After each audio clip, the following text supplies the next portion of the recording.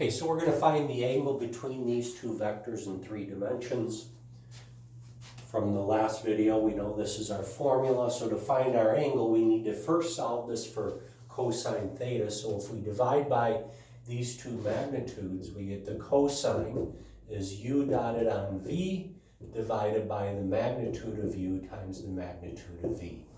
Then once we find this, we just take the inverse cosine of both sides, yeah?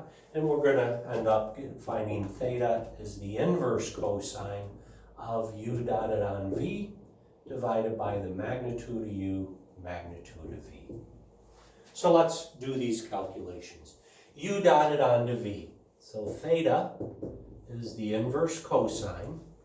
U dotted onto v is going to give us 4 times 2 is 8. 0 times negative 1 is 0. 2 times 0 is 0. So that's the dot. And then the magnitude of u, the square root of 4 squared, plus 0 squared plus 2 squared, times the square root of 2 squared, plus negative 1 squared plus 0 squared. And we end up with the inverse cosine of 8.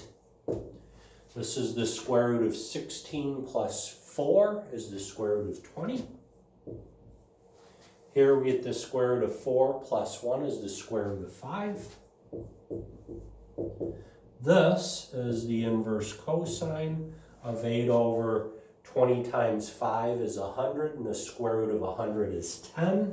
So we get 8 over 10, or the inverse simplifying, we get 4/5. Now you get out your calculator and type in, find the inverse cosine of 4/5. And when you do that, you end up getting 38.9 degrees rounded to the nearest tenth. So 38.9 degrees, and that again is rounded to the nearest tenth.